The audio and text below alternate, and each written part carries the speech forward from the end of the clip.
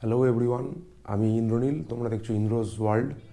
আসলে একটা আপডেট দেওয়ার জন্য আজকে ভিডিওটা করলাম। সেটা হচ্ছে আগের দুটো ভিডিও আমি যেটা ইউটিউবে পোস্ট করেছি, তাতে আমি যেটা বুঝলাম যে একটা মাইক না থাকার জন্যে যে একটা ভিডিওটাতে কতটা লাইভলি মনে হয় না, সেটা আমি বুঝতে পারছিলাম। তো সেই কারণে আজকে সকালবেলা যখন আমি অফিসে গেলাম, অফিসে যাওয়ার পথেই আর কি, অফিসে যাওয়ার পথে তো ফটোগ্রাফি থেকে তোমরা যারা এইসবের মানে গ্যাজেটসের ব্যাপারটা অনেকটা, এই ক্যামেরা এগুলোর ব্যাপারে কিছুটা খোঁজ রাখো, তারা রিলেট করতে পারবে ফটোগ্রাফি কোন দোকানটা।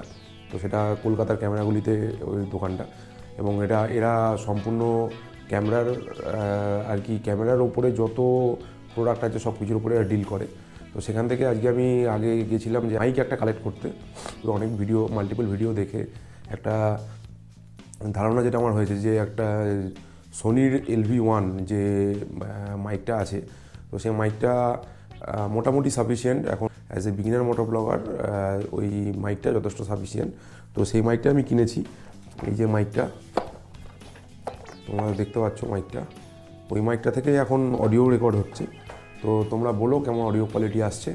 যদি তোমাদের ঠিকঠাক লাগে, এরপরে অবশ্যই এটাকে হেলমেটে মাউন্ট করে, হেলমেটে পুরো সেটআপটাকে রেডি করে তারপরে ওটা চেক করে আরও বিষয়টা বোঝা যাবে যে অডিও কোয়ালিটি ঠিকঠাক আছে কি না।